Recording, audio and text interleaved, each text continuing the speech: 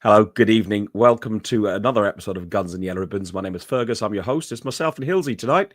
We're going to look at the Premier League games. We're looking at fixtures of Crystal Palace, Brighton, Ipswich at home to Wolves, West Ham, Bournemouth, Aston Villa, Nottingham Forest, Brentford, Chelsea, and many, many more. But we will feature, more importantly, Everton v Arsenal. Enjoy the show. The Arsenal. Welcome to another podcast by Guns and Yellow Ribbons. This is your Arsenal podcast by Arsenal fans for Arsenal fans. Enjoy the show.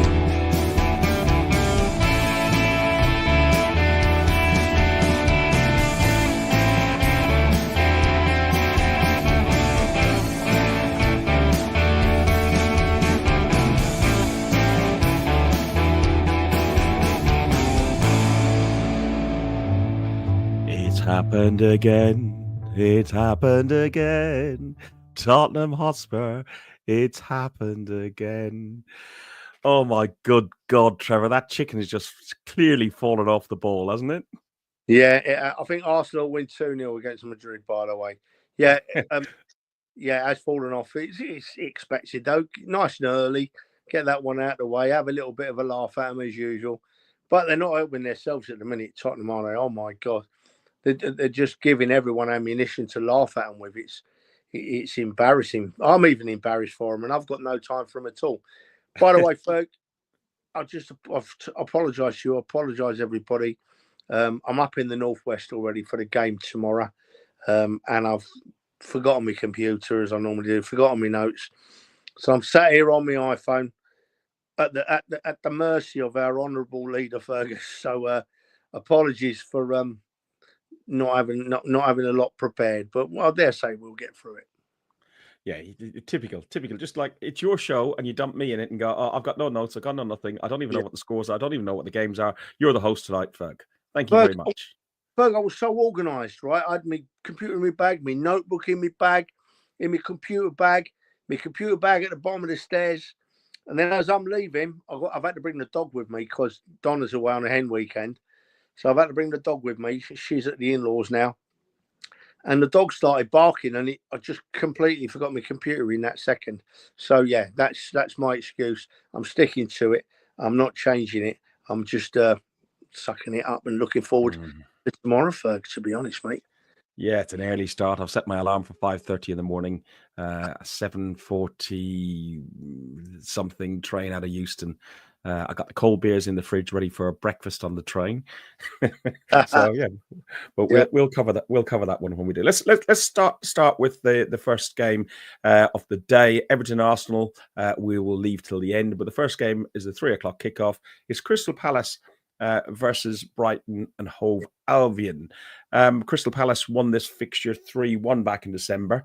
What's your thoughts on these? Palace have been doing really well, and their away form is stunning. I know they're playing at home, but Brighton are also a really good side and look like they could even get Champions League football at this rate.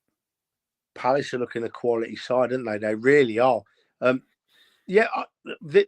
hate each other, don't they? Crystal Palace and Brighton. It's their derby. They're miles and miles away from each other, but fair enough. If it's their derby, it's their derby, and we have to respect that.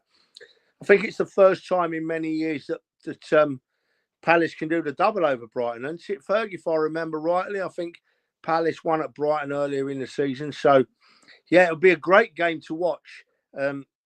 Unfortunately, I won't be watching it, and you won't be watching it, Ferg, because we'll both be drunk in Liverpool. But yeah, absolutely. Good. It'll be a great game. I don't mind either of the sides, but I think playing at home in front of their own fans, cup semi-finals to look forward to, big celebration day. I think Palace will be a bit strong for Brighton, mate.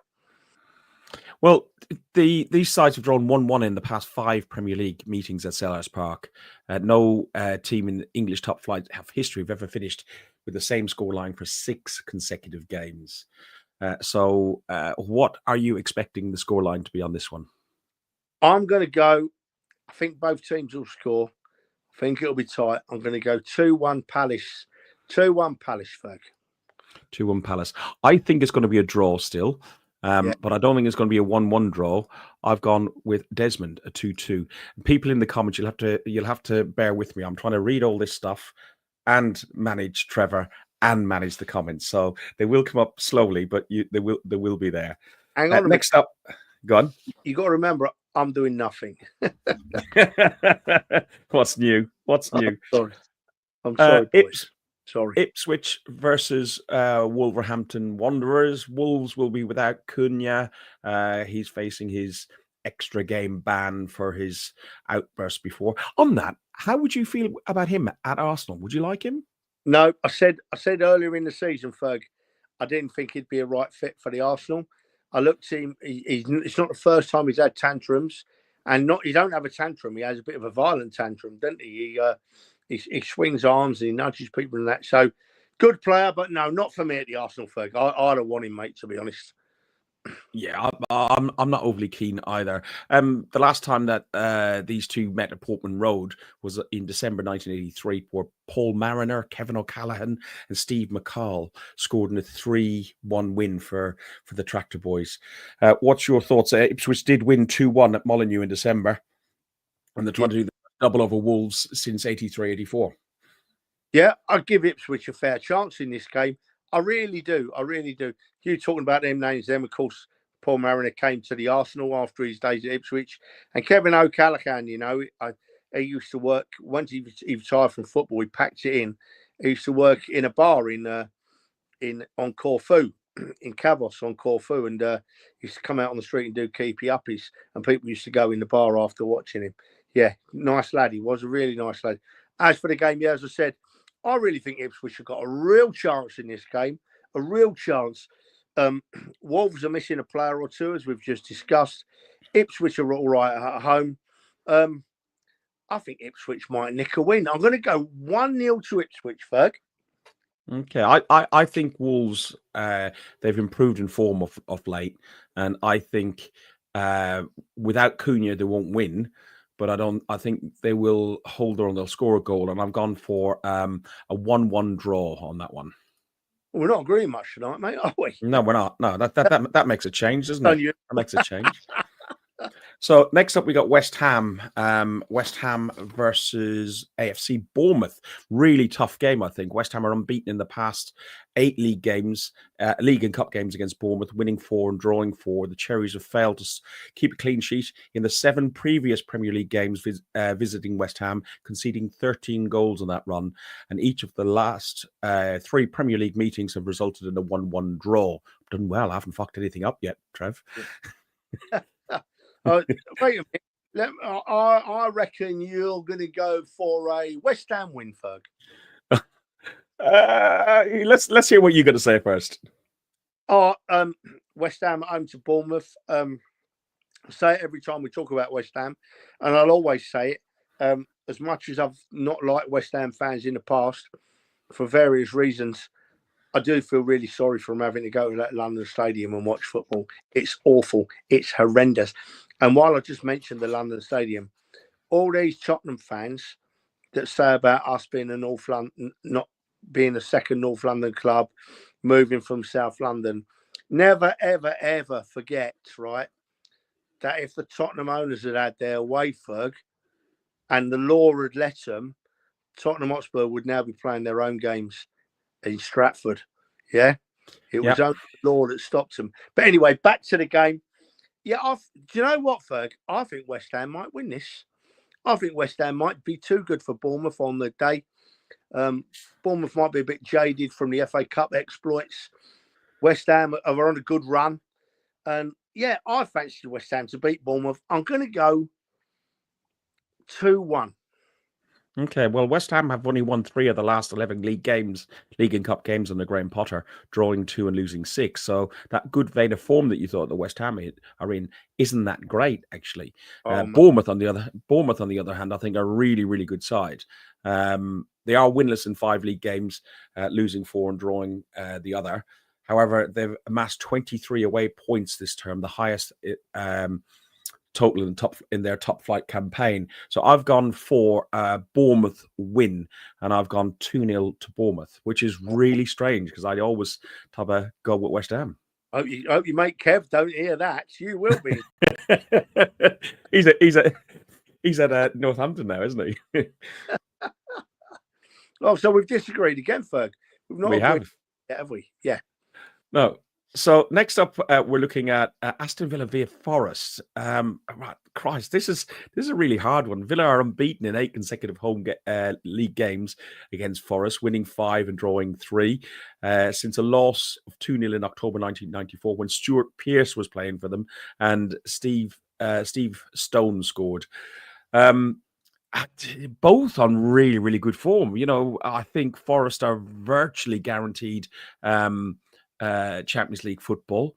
Villa aren't far off getting into that top 5. So, it's really a difficult one to call, Trev, don't you think? Yeah. I can't get out of my head the fact that we're disagreeing so much tonight. Maybe that means it will be a nice day tomorrow and we won't fall out while we're at the football like we normally do. We will. No, look, right. I think Forest will be too good. I really do. I'm really surprised with Forest, right? And I'm over the moon for their manager, Nuno. Is it Nunes? Nuno, whatever his name is, right? Nuno Santos. I'm over the moon for that man because he was one of a long line that got absolutely splattered by working for Tottenham Hotspur. And I always thought he was a decent man. And I'm over the moon that he's having some good results at Forest. I think they'll be too good for Villa. I really do think they'll be too good for Villa, Ferg. And I'm going to go Forest at home, crowd raucous, FA Cup semi-final coming up, wanting to get places. I think Forest are going to win 2-0. Okay, well, Forest have accumulated 57 points. It's the second highest total after 30 games in the top flight, including readjustments for points and wins in the 77, 78, when it was like 2 points, 1 point, and so on. And Villa have kept 5 clean sheets in a 6-game winning streak. I think it's going to be really tight. I didn't know which way to call it, whether I was going to call it towards Forest, or I'm probably just going to give advantage to the home side, and I've gone 2-1 to Villa. To Villa? Yeah. Oh, a Villa at home, are they? Yes. Oh, right. Well, I still think Forest will be too strong for them. Yeah, so come on the Forest. Although, to be honest, a Villa win will probably do us a favour with the league positions as they are, Ferg. You know what I mean? Because the sooner we tie up Champions League qualification, the better. I mean, I know we're going to qualify for the Champions League by winning it in Munich at the end of May. You know, I know that. But it wouldn't be for us just to tie down our top position. Before we go any further, there is one question I wanted to ask you. What's your score prediction for this game? Oh, Arsenal 2, Madrid 0. We've lost Gabriel, right? I've seen it all over social media this week. Oh, we've lost Gabriel. Oh, I'm gutted. Listen. I am absolutely devastated that we've lost Gabriel. I rate Gabriel as our best defender this season, right?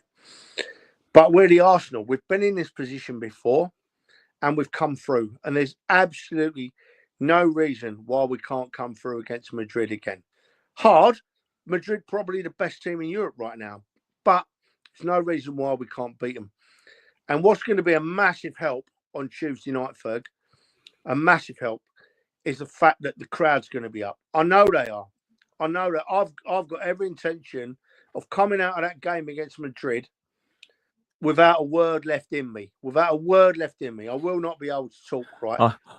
I've got 2 meetings the following day. How I'm going to sit there and do 2 presentations and meetings to these heads of business on the next day is going to be impossible. Yeah, well, they'll have to live with that because, unfortunately, the Arsenal against Madrid is much more important. But I never tell fans what to do, right? Because nobody should tell us how we support our team, right? We can have opinions on how we support our team. And my view is that 60,000 in the Emirates on Tuesday, whether you normally sing, whether you normally don't, whether you normally sing North London Forever, whether you normally don't, whether you normally stand up or whether you normally sit down, whatever on Tuesday, all that's got to go out the window. We just need every single voice in that 60,000 crowd booming. And if we go 1-0 down, boom some more. And if we go 2-0 down, boom some more, because we've got to let them boys know, in my view, how appreciative I am of them. And I'm hoping other people are the same, Ferg, just before we move on, because right, when you think about it, I saw a bit like this on social media today, so this isn't me talking really. It's my view of something I read on social media. When you think about the injuries we've had, right, to key players, not week out or 2 week out, long-term injuries to key players. I'm not going to list them all. The list is long, right? And we didn't need Gabriel getting injured. That's the worst of the worst. That's the worst of the season. That's worse than Saka getting injured for me, right? Gabriel getting injured, right?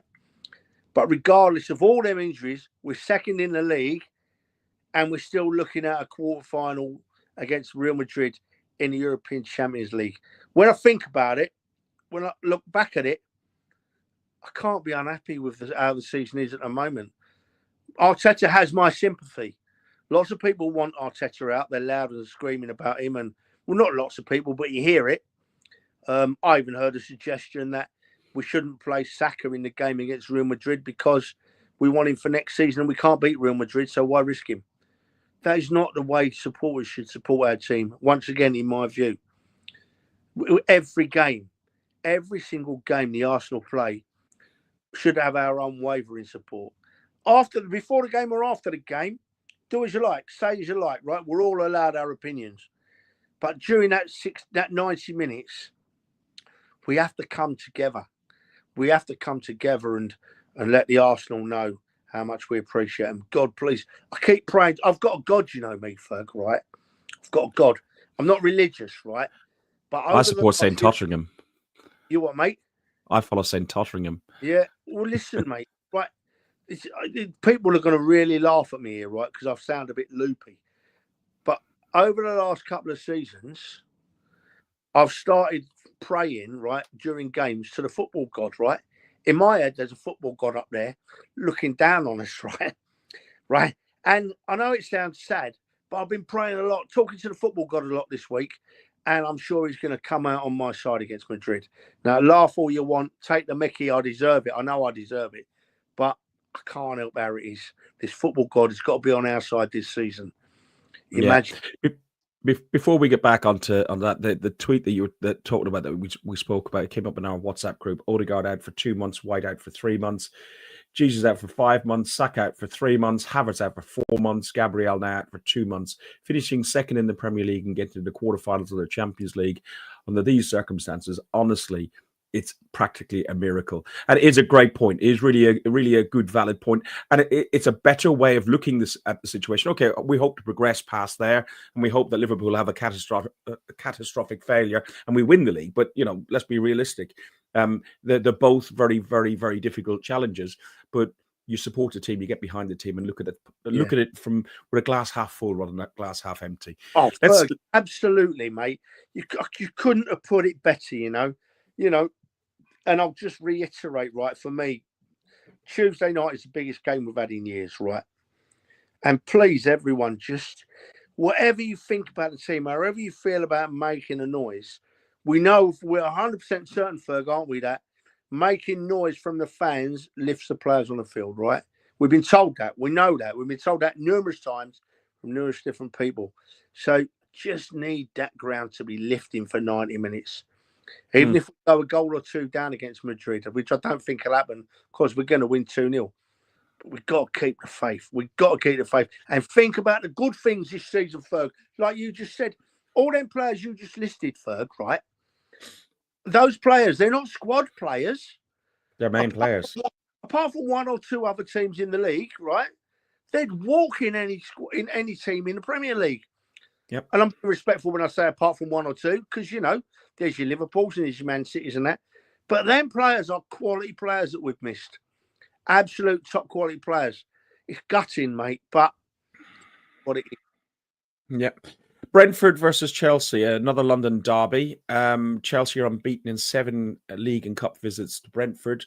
since a 1-0 defeat in October 1938, winning four and drawing 3. Brentford have gone 7 games without a victory at home, drawing twice and losing 5 times. On the opposite hand, Chelsea could lose 5 successive Premier League away games for the first time since a similar run between October and December 2000. So another game that's really, really hard to call. Trevor, what's your views on this one?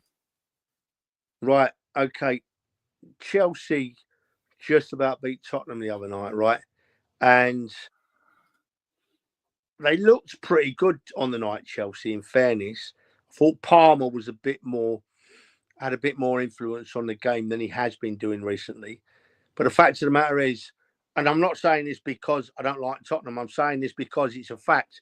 Most teams look good against Tottenham at the moment. And that's only going to carry on towards the end of the season, because from what I'm seeing at Tottenham, that club's gone. The players are gone. The manager's gone. They're not interested. They don't know what they're doing.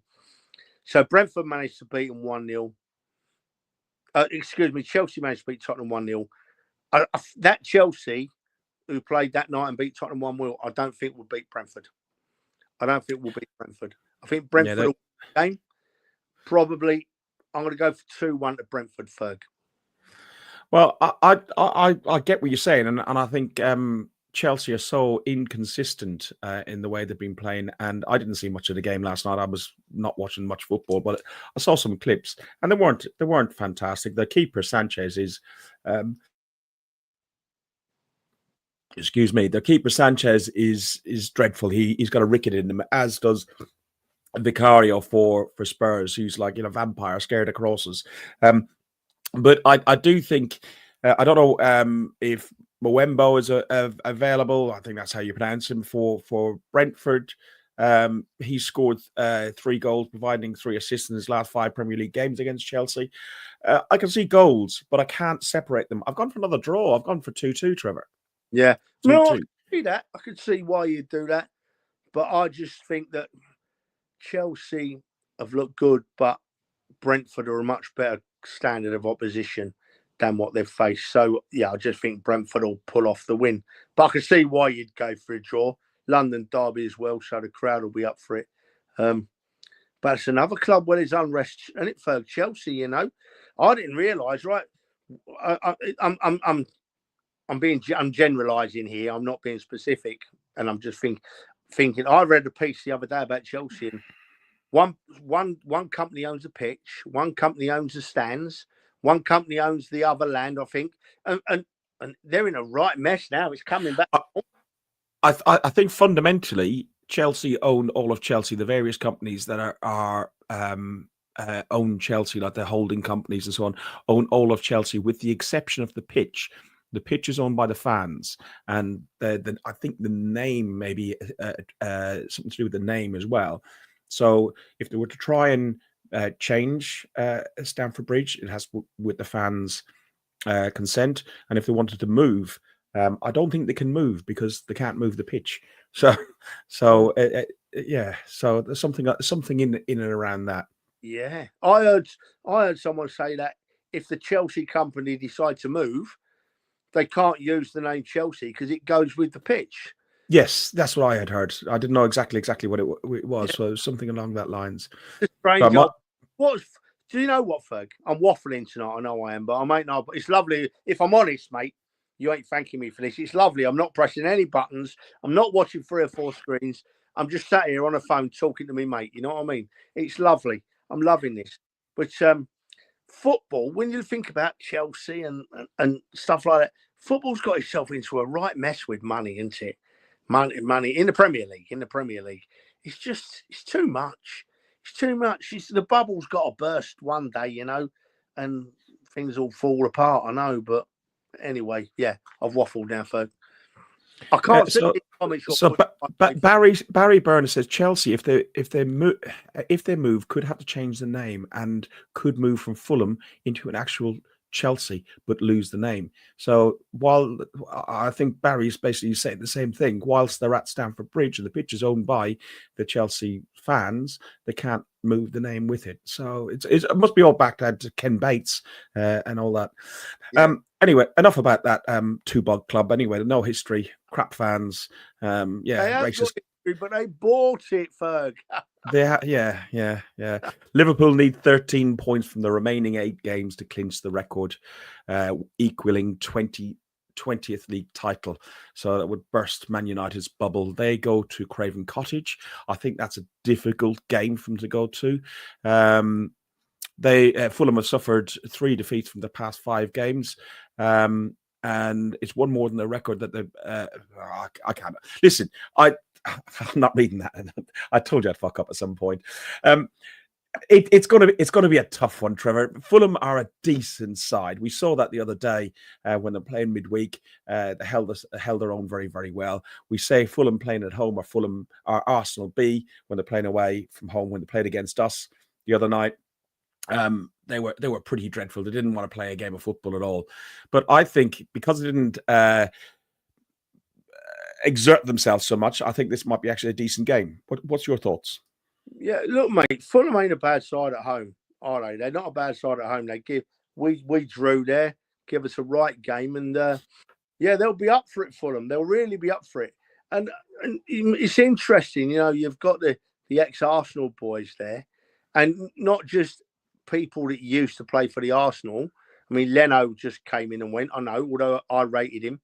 But the other two, Iwobi and Smith Rowe and Nelson, if he was fit, they're proper Arsenal kids, aren't they? They lived and brought up, they lived the Arsenal life, So I'm hoping that they've got it in their head that they're going to do Arsenal a favour and really go for Liverpool. And, both of them, both Iwobi and Smith Rowe, on their day can have a cracking game, can have a really big influence on a game of football. And I'm hoping they're right up for it. And Fulham letting me art over all my head. 1-0 to Fulham, but obviously that means Liverpool will have to miss the lucky penalty that they always get, So hopefully they'll let Darwin Núñez take it, and it'll all be safe. They'll miss it, and Fulham will win 1-0. Ferg. Well, Fulham have are looking to win consecutively games for the first time since March 2024. So they've not won 2 games in a row at home. And Liverpool, on the other hand, are the 17-game away match run without defeat, winning 10 and drawing 7. The last time they lost a game away from home was a 2-0 loss to Everton in April 2024. I've gone with my heart, and I've gone Arsenal B, Fulham 2, Scousers 1.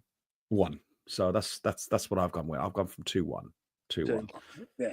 Well, I'll take either of them. I'll take a 1-0 to Fulham or a 2. I'll take a 17-0 to Fulham, whatever the score is. I don't care. I'll take a 5-4 to Fulham. Just let Fulham win the game, and it'll keep the Scousers off of social media for a day or two, hopefully. Christ, you'll have to turn off Twitter if they do. Yeah. But do you know what, mate? In fact, I've actually got talking to a few of them. Them with faces on their profiles, I've got talking to them, and I've had a bit of banter with them.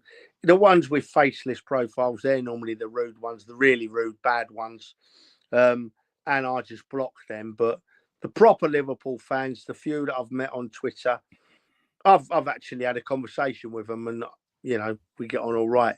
And they're probably going to win the league, and they're going to give us some grief. But we do the same, Ferg. God help us, if Arsenal win the Champions League, right? My Twitter is going to go into meltdown. Absolute and complete meltdown. I will wear the ends off my fingers typing into Twitter if we win that Champions League, mate. Oh, God, can you imagine it? I'm not going on about it. No, I'm not going on about it anymore, Ferg. I'm sorry. Move on. Next up is it's at Tottenham versus Southampton. I didn't know which way around it was. None of Tottenham's last 15 home games against Southampton have ended in a draw. Spurs have scored in all 15 games, while the Saints have found the net on 8 of these. Aaron Ramsdale, behind me, is going to have a blinder. They're in meltdown. I'm almost at. Forgive me when I say this. I'm almost at the point of nearly feeling sorry for them. Yeah. Nearly feeling sorry for them because they're just in a complete mess. And it's not Postecoglou, it's not Nuno Santos, it's not Mourinho, it's not Conte, it's not a long list. It's a fundamental cancer within the club. Yeah. And it's really eating away them. They've got a fantastic stadium, our venue, all-purpose venue. Yeah. It really is impressive. But the squad, since they got to the Champions League final, their squad has just diminished and diminished and diminished. Southampton, on the other hand, are a basket case at the minute. Really, in my opinion, went down. We're lucky to come back up again. Didn't change their style of football and paying that price for where they were really good in the Championship and able to boss the Championship around. When they came back up, they didn't have the firepower they had when they were in the Premier League previously. And they paid that price from some stubborn managers' views. And, they are going to go back down again. But not without a fight. Ipswich beat Spurs at their own place. And I'm hoping it will be the case with Southampton. Do you know what, mate? This is a lose-lose game for Tottenham. It really, for a team that's in their position with the amount of trouble they've got behind the scenes within their club, this is a lose-lose game for Postecoglou. And I'm like you, Ferg. I don't feel sorry for Tottenham Hotspur Football Club. I don't really feel sorry for their players. But I'm starting to have a little bit of sympathy for Postecoglou because you named some of the managers that have gone before him. He was going into an absolutely hopeless task there, right? And this game against Southampton, if they win and beat Southampton 1-2, 3-0, their fans are going to say, oh, it's only Southampton, we're not any better. And if they happen to lose to Southampton at home, well, I think that stadium will melt. There will be that much vitriol, that much hatred, that much booing, that stadium could fall down under the pressure of that hate. They've only had one victory in 10 league games. Yeah. Let's look at it. At home, that is. Yeah. This season, it's how it's developed, right? We've got 3 teams in the Premier League that are really poor, right? They're miles off the pace at the bottom, right? Your Leicester, your Ipswich, and your Southampton. They're miles off the pace at the bottom. Now, if it had been like previous seasons gone by, it's very rarely you get 3 teams adrift at the bottom. You normally get 1 team adrift, maybe 2 teams adrift, and then there's above that 2, there's 3 or 4 clubs vying to try and avoid relegation. Well, Tottenham have got really lucky this year, really lucky that there's them 3 poor teams. Because if it had been like previous years and there'd have been them 2 poor teams, they would have been right in that relegation fight, Tottenham. Right in that relegation fight. They've got really lucky. They should thank their lucky stars. And then I don't know how to suggest that they would ever improve, Ferg. Because who look at, you just named all them managers, right? Adds to that Postecoglou, Pochettino, right? And none of them have been able to do anything at that club, right? None of them. The players they've signed, they're meant to have signed some good players, but none of them have ever turned it on at Tottenham, right? None of them. So this close season, they sacked Postecoglou, right? This close season. What manager of any stature is going to want to go and manage that football club? I certainly wouldn't. If I was, I don't know, off the top of me, Eddie Howe or Mikel Arteta or Arne Slot, and Tottenham offered me a job, I'd be like, not a chance. You're a management graveyard club. You're not messing my career up. No way am I going to Tottenham. And then you've got players that Tottenham might want to sign. They'd only have, if they're good players, there'd only have to be a sniff from the likes of Man City or Chelsea or Arsenal or Liverpool or even like your mid-table clubs like your Brentfords, your Brightons, even Everton. There'd only have to be a sniff from another club, and no player's going to go to Tottenham of any stature because they've seen what goes on there. They're in a lot of trouble, Tottenham. They're in a lot of trouble because they're in a massive hole and nothing's going to help them dig their way out of it. I don't know where they go next. Before you give me give me your score on that game then. What's your score on that one? Oh, do you know what, Ferg? I'll never go for a Tottenham win ever. As long as I draw, if this was my last breath, I'm drawing now, I would probably just get out. I hate Tottenham right before I killed over. So I'm never going to go for a Tottenham win. Never in a million years. So I'm going to go 1-0 to Southampton. My man Ramsdale's going to have a blinder. Yeah, I've gone for the same scoreline, 1-0 to Southampton. I can't see them score much more than that. But just briefly, finishing up on that one before we do the Man United Man City one.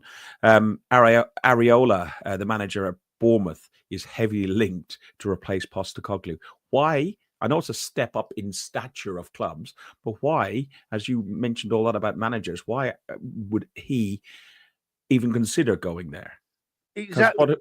What he's doing at Bournemouth, he's probably going to have European football. Why would he go to the Spurs? Yeah. Look at exactly, Ferg. Look at the careers they've ruined, right? We forgot Mourinho, right? Yeah. Mourinho's had a success at every club he's been at, apart from Man United. And then he won something at Man United, I think, didn't he? But Conte, a world-renowned manager. Pochettino took him to a Champions League final and they sacked him. Who's the other one they had there? But Nuno Santos. So many have been there and been made to look a bit silly, And every one of them, who will never forget Mourinho's meltdown in his interviews after games, and particularly Conte's meltdowns in his interviews after games. I thought Conte was going to keel over and have a heart attack when he was giving them interviews after games and calling the Tottenham Football Club out. If that bloke from Bournemouth goes there, well, I don't know what he must be thinking, because I would, if I was a manager, if I was a Championship manager hoping to progress, right, my team's doing well in the Championship, and I'm thinking, I want to progress my career now. I think I'm ready for the next level, and Tottenham come in for me. I swear to God, on my life, I would say no, because I'd look at what's gone in there in the past and think, I don't think I've got the experience of those managers that have already been humbled by that club. And as Jeff says down here, there are mentions of Marco Silva from Fulham, Franks from Brentford, and Areola being managers. None of them would take it up for the exact reason that you said, is the manager's graveyard. There's a couple of other comments in here. Barry says the last time Spurs lost as many games, after 30 they got relegated. I don't think that is actually the case, because I've got some of the stats on here. This is the most top flights in a season they've lost since they were defeated 19 times in 2003 and 2004 under Glenn Hoddle and David Pleat. But yeah, they got relegated quite a while before my time. But yeah, Tottenham got relegated, Ferg. What year? 1977. I was going to school at the Northumberland Park School, which is right behind the Tottenham ground, right? And that season was magical for me as an Arsenal fan, going to a Tottenham school. It was magical. I had fights nearly every day. They kill me. That's genuine, Ferg. That's where I learned to have a punch-up. I'm telling you. 1977, 15 years old, Tottenham got relegated. I'm in a Tottenham school, 95% Tottenham fans in the school.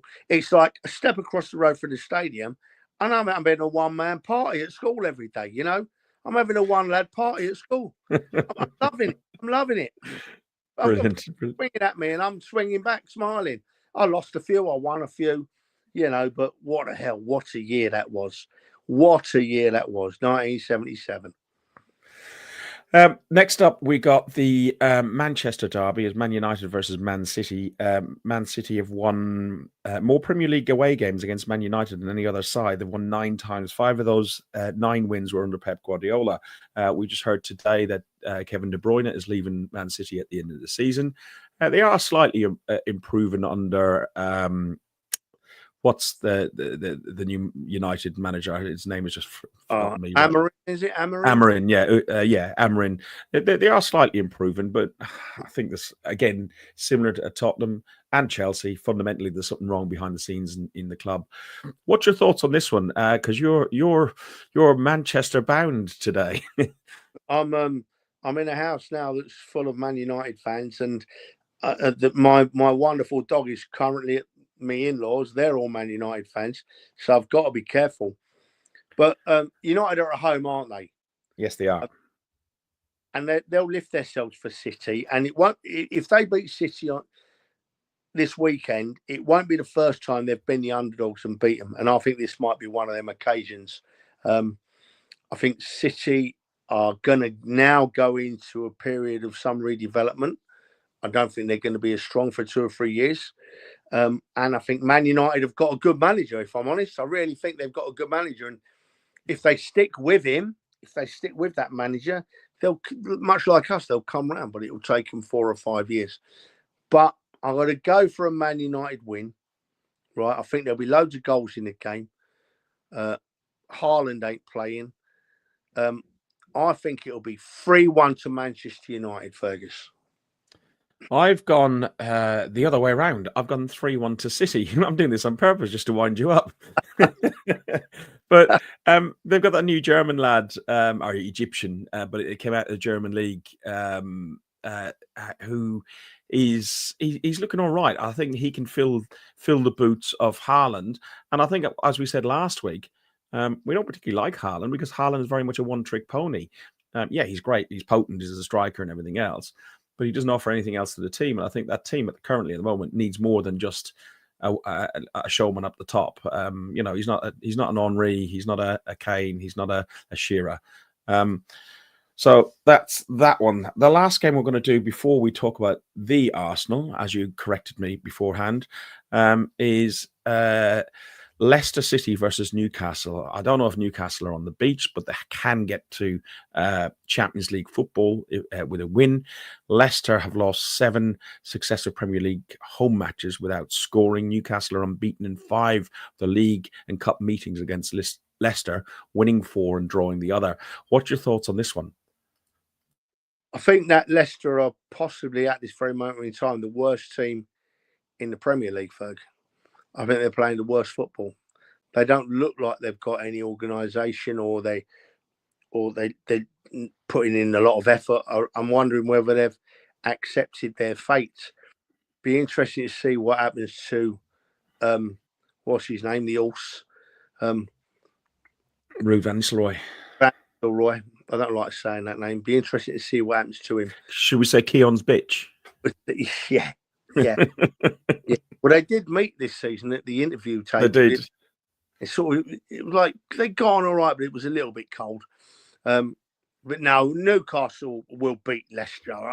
I'm sure Newcastle will beat Leicester. Leicester are looking really, really bad. I'm surprised at how bad Leicester look. I think 2-0 to Newcastle. 2-0 to Newcastle. Yeah, I'm just thinking maybe I sent my results to Simon Leicester because nearly all the results I came up with today, Simon's come up with the same. I'm going for an away win. I'm going for a 2-0 on that one as well. So listen, that's not why everybody tuned in to hear us talking about talking about all the other teams. We're off to Goodison Park for the last time. And we'll be going in this entrance here at the away end. The grand old Goodison Park, they'll have Z cars pumping out. The stadium will be rocking. More importantly, as we had in our opening thumbnail, we will all at 9 minutes, home and away, fans will unite for football, for one of football's nicest men that I know, that I've met or spoken with, Super Kevin Campbell. Before we go into the game, what's your thoughts about your final trip to Goodison, Trev?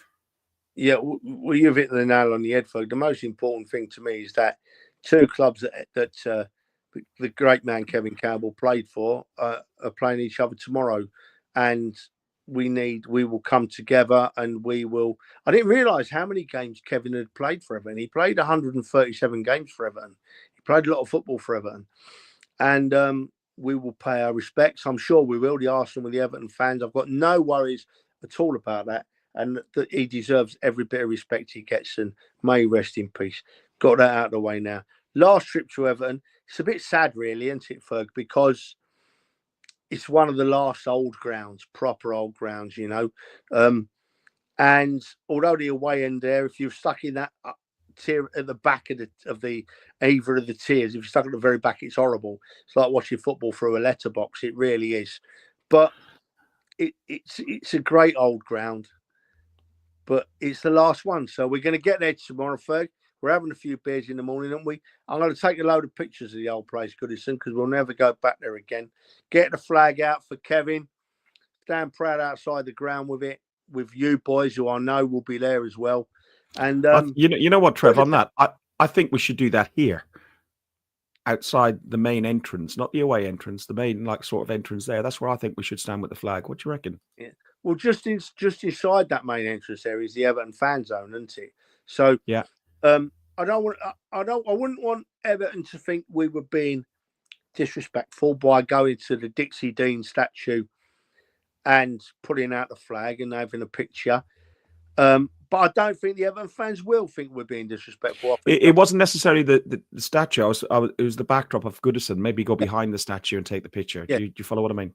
Yeah, I was just using the reference to the Dixie Dean statue for the area we're going to go. Yeah, I'm all up for it, Ferg. I really am all up for it, you know. And, we'll show our appreciation outside the ground. Then we'll do it again inside the ground. And just want to think about it, right? Arsenal are going to beat Madrid 2-0 on Tuesday. Right? Do you know how I know that? Because that big man up there in heaven, Mr. Campbell, has been looking down on us, because that flag has been to every game in every round of the Champions League so far, right? It's been to Atalanta.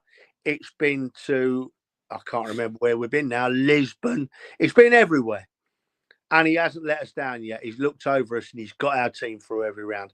And he will be in Madrid with that flag. And I'm sure he will look over us again. And he's going to make sure we go through. And that's why I'm so sure we're going to win 2-0 against Madrid on Tuesday evening. Genuinely am.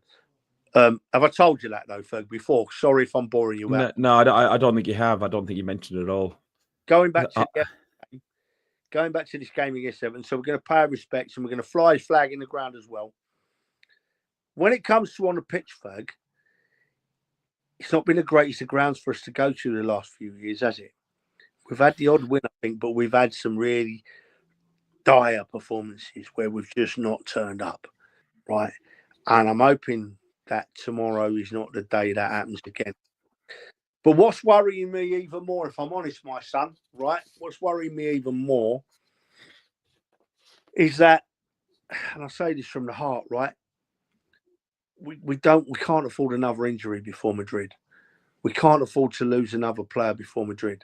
You know, we just can't. It can't happen to us. We've been. So do we risk Ben White? I would say we play Saka because he needs the time. Who knows what's wrong with Ben White even, you know? So we have to trust Arteta to make that call. And I just hope that Tarkowski forgets to put his studs in his boots, because that was a nasty one he got away with the other night. And is it Tarkowski? Is that his name? Yeah. That's not too bad. Yeah, I just hope that he behaves himself and he don't go chucking tackles about like that against us tomorrow. Because as I just said, I think that we've lost Gabriel, arguably, but for me, our best defender this season. We can't afford to lose another now. We can't afford to lose another. We need to be having everyone else fit for the game when we win 2-0 at the Emirates on Tuesday evening. So, Trev, I'm worried. I'm worried. Demseka said he suspects both Ben White and Timber will play on the right. I was thinking more, if you had Timber, you play him in the Gabriel position alongside Saliba, and then you could have Ben White, Odegaard and Saka on that right wing. Is that what you would go for?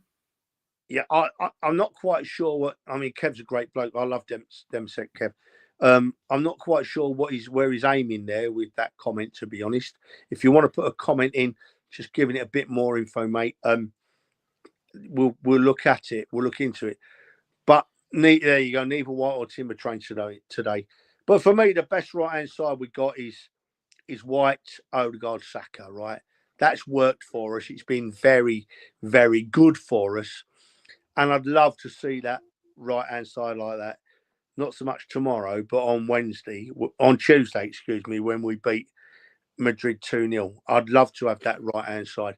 So if White only playing a bit part tomorrow, or White having a rest tomorrow, means that he can play on against Madrid, that'll do for me. I like that right-hand side. Now, having said that, right, something else we've got to talk about, right, Ferg, and we've been waiting for it for a long time now. This week, Martinelli had possibly the best game he's had for us in about 3 or 4 years. Martinelli was absolutely superb the other night against Fulham. He really was. His confidence was back. His running with the ball was back. Yeah, it was probably his best, as you said, 2-3 years. Yeah, definitely when him, Smith Rowe, and Saka were all emerging, and people were begging for more of Martinelli to be played. That was the form he was back to. Yeah. He looked confident, and there was one time when he was down our end. He was facing a defender, and he had the ball near the byline. And I was looking at him, and he made me feel how he used to make me feel before he lost his form a bit. I knew that Martinelli was going to beat him. I knew Martinelli was going to beat the defender. And he flicked it round him and got a crossing, superb. And as for that little flick for Saka's goal, sublime touch. I'm giving him that all day long. And the way he celebrated that assist, and the way that he and Arteta, I nearly said Wenger, he and Arteta celebrated together. And I saw afterwards, as the game was getting ready for the restart, Arteta came out and gave him a big high five and a hug, and just was really pleased with how his performance on the day. It'll be the 104th and final game at Goodison. We've won 32, drawn 27, and lost 4. As an away team, and one of the most top flight matches there. It will be sad to see it go. We will be without some players, as you say. Everton, I believe, will have Calvert-Lewin out, and Mangala will be unavailable. Timber was forced off after the match and was being assessed. Ben White also will be assessed. Calafiori is sidelined. So where we were suffering in the forward line, and that's starting to come back, we're now suffering in the defensive areas, because we've also haven't got Tomiyasu and so on. So it's really difficult. And as you say, we've got a small game on Tuesday night, which is going to be in the minds of everybody, because I know when we're watching that game tomorrow, we'll want us to win, but we'll be watching every tackle that Everton put in and go, touch him. It's going to be so difficult to watch. Yeah, indeed. Absolutely, Ferg. I can't get it out of me. You know how I've been the last few weeks. So excited about it. And I will be worried about Everton tomorrow. Every touch of the ball, I'll be worried that they're going to be a bit naughty, or we're going to trip up or something. You see, because just getting back to full strength, I was really confident about where we were a week ago, right? Saka was back. White was back. Every other defender apart from Calafiori and Tomiyasu was back. I miss Calafiori because I think he's got a unique way of playing as a defender. I think that he could become a really important player for us in the future, because he's a defender that can score a goal. He's shown that already, and that's a great asset to have, right? So I was so confident. And now this Gabriel injury and possible Timber injury has knocked me for 6. You know what I'm like, Ferg? I'm never going to be someone that does these podcasts for clicks, or I'm never going to be sensationalist. I always speak from the heart, right? And I'll never call my club out. So, talking from the heart, Ferg, I've took a right whack this week to my confidence with these injuries. I just hope we can pull it through, and I know we can, but I'm waffling now because I get emotional about it. I genuinely do. We couldn't have come at a worse time, another injury, but we'll be all right.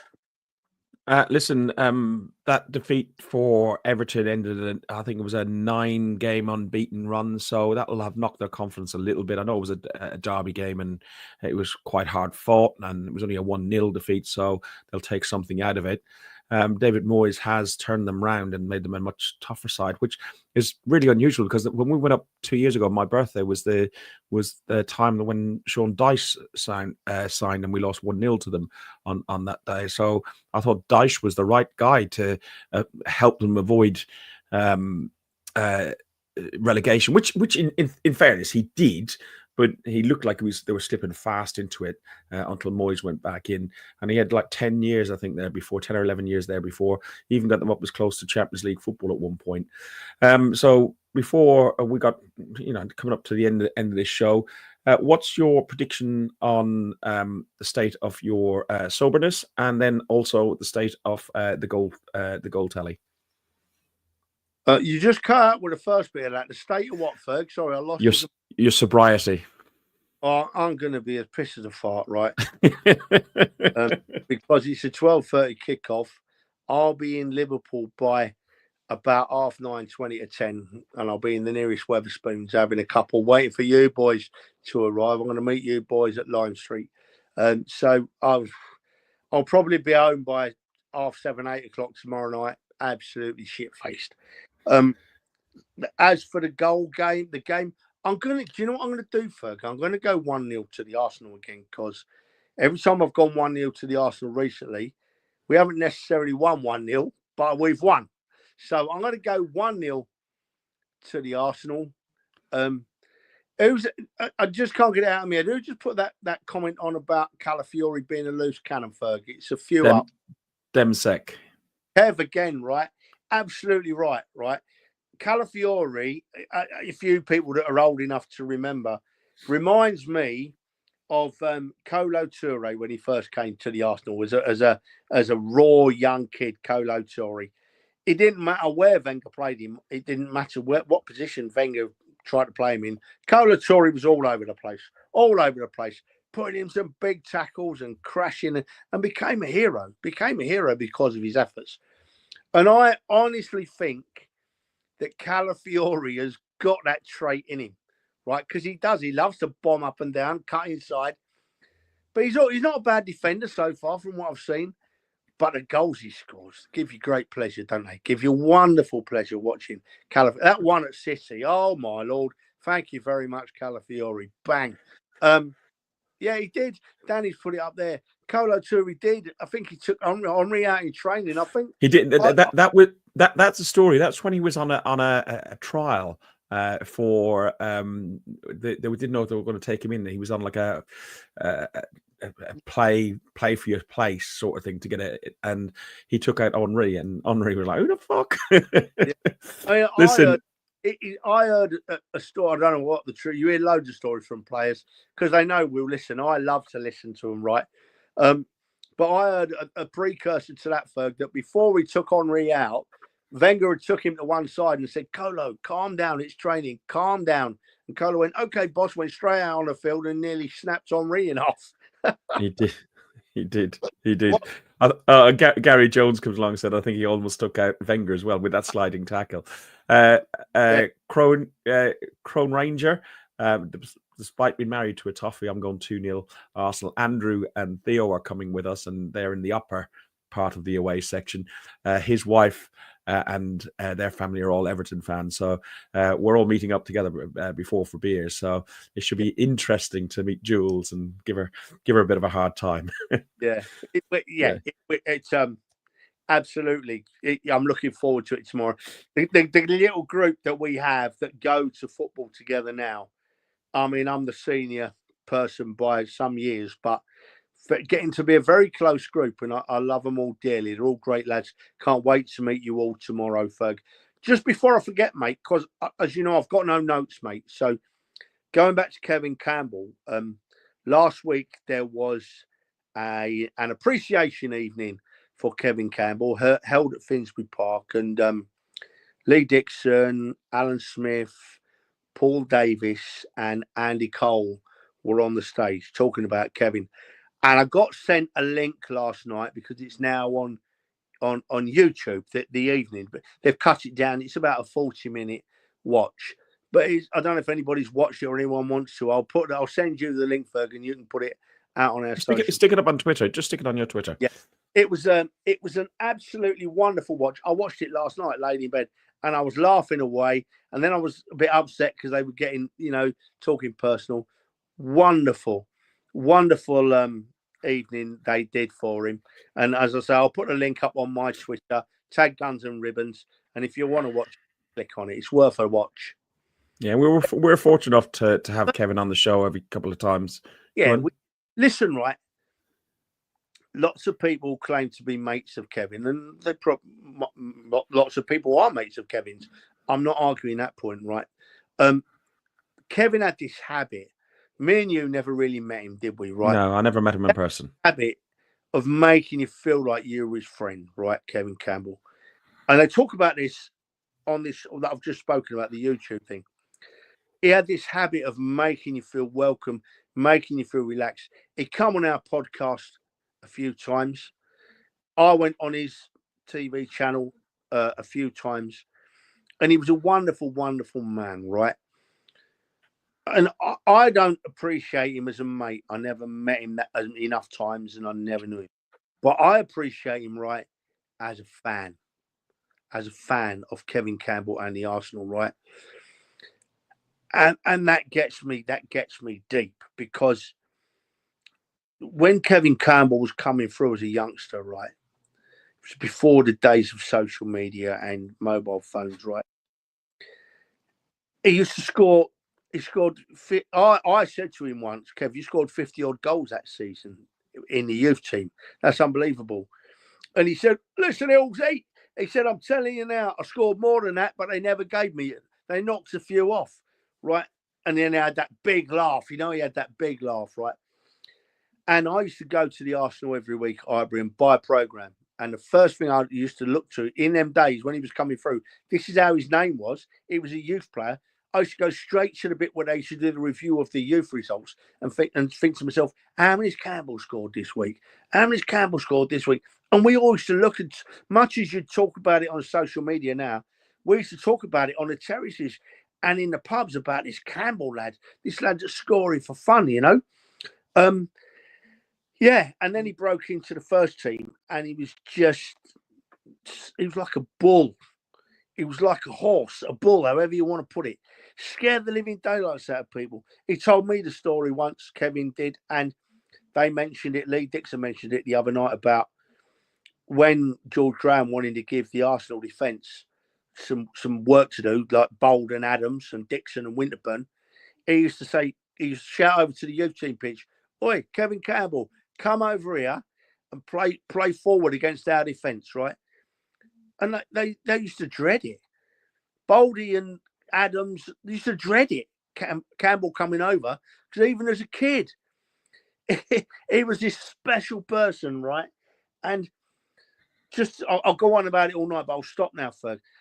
You don't play for like Arsenal, West Brom, Nottingham Forest, Everton, Trabzonspor. You don't play for all them clubs and be a hero or a respected player at all them clubs unless you're a special person, right? I didn't say player then.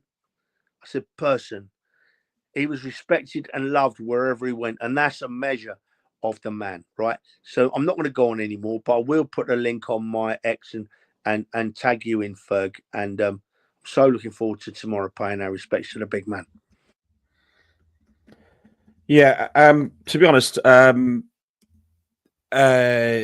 just had a message from Sophie from the Highbury squad, and that's how we got introduced quite a lot to Kevin. And I know we had a little bit of a joke and so on last week about clashing on times with podcasts and so on. If anybody took that wrong, we're just doing a bit of jest. I put a poll up on Twitter, which I took down because I thought it was a bit, I don't know, a bit childish, but a bit twattish to me. It was. So we do apologise if we caused any offence to anybody. And listen, I'm going to press that button. Why don't we press that button? Do it.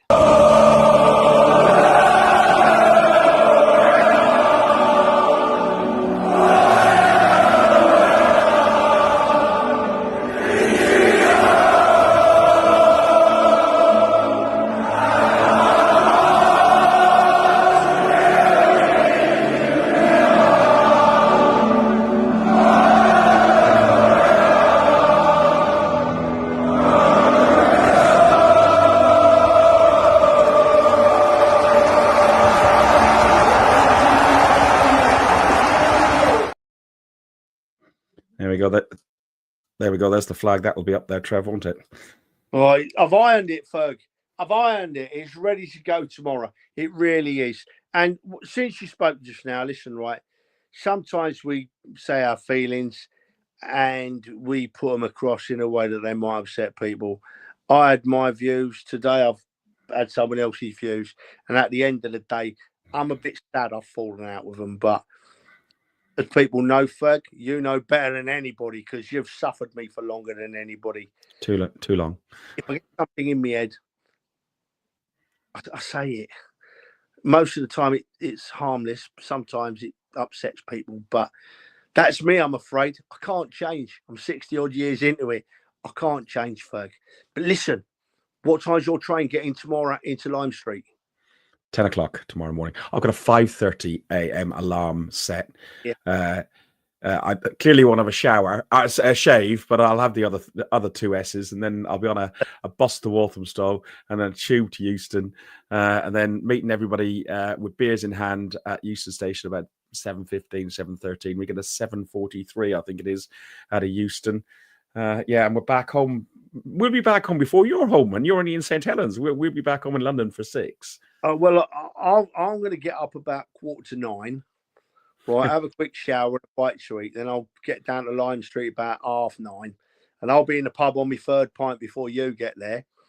And I don't know what I'm going to, after the game. It's going to be over by 2:30, isn't it? So I might even go and have a pint or two in the King, Harry, because I know you. I knew you would. And now I might go and have a pint or two in Arcles, and then I'll probably end up getting an Uber back to St Helens from Liverpool mid-afternoon, and then I'll do the family's heads in because I'll be drunk and they'll be fed up with me. But looking excited for it, mate. Excited for tomorrow because if nothing else, what we're going to do for Kevin, we're going to love him tomorrow. Excited for Tuesday because we're going to beat Real Madrid 2-0. I nearly said I'm going to get excited because you're going to buy me a beer tomorrow, but then I thought, don't get delusional now. Don't be stupid. But Ferg, yeah. How great has this been, right? I've had no notes. You've carried me through this from start to finish. As always. Right. But we've talked about the football games. We've talked about our beloved Arsenal. We've talked about our beloved Kevin Campbell.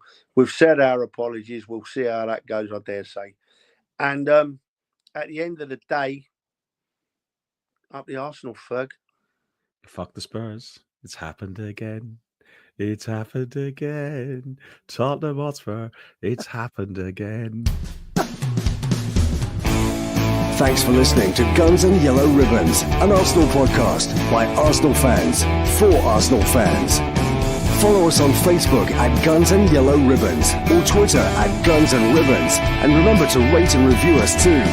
Up the Arsenal.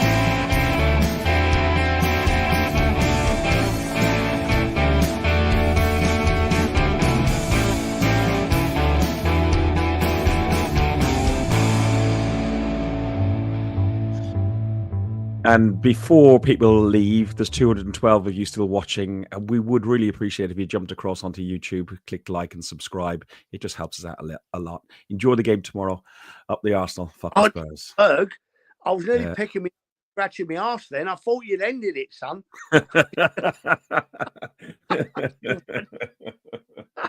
See you tomorrow, mate. See you tomorrow, everybody. See you tomorrow.